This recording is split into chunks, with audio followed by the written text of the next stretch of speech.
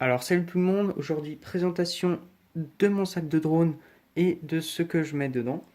Tout d'abord il y a juste une protection de sac de Decathlon, donc ça évite que le drone soit mouillé et puis en plus ça évite que tout le monde nous regarde quand on se déplace avec le drone sur le dos. Donc voilà, je vous mettrai un lien de la vidéo de présentation du drone. On va faire poche par poche. La toute première poche, j'ai une boîte qui sert de caisse à outils avec les outils les plus utilisés, donc un tournevis où il y a plusieurs types d'embouts M3, M2,5, etc.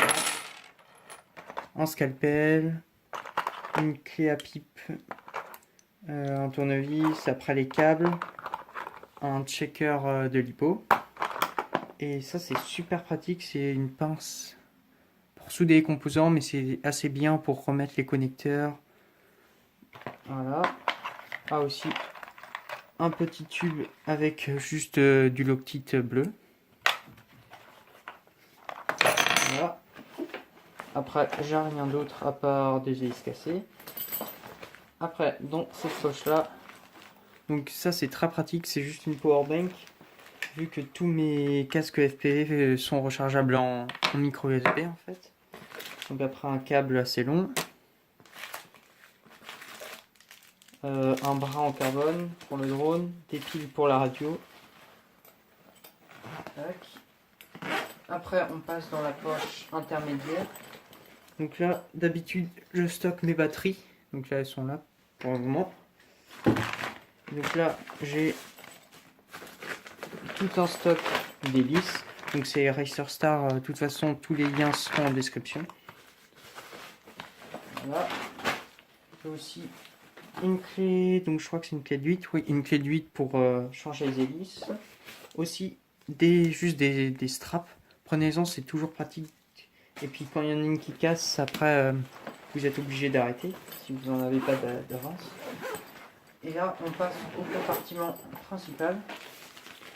Donc là, j'ai le eShine VR 006, donc c'est celui-là que j'utilise principalement pour voler. Et puis quand je vais avec des amis ou d'autres personnes, je prends aussi le VR 005. Donc il est plus gros, il est plus encombrant, il est pas si bien que ça. Mais bon, ça dépend. Et puis après, en dernier, donc dans un boîtier de protection fait maison, tac, juste la FS i6. Et donc avec des piles de rechange. Et si jamais vous achetez ce sac, je vous conseille juste une petite astuce, c'est de mettre un bout de calendrier ou un bout de bois assez rigide derrière. Ça vous fera beaucoup moins mal au dos quand vous vous déplacerez avec.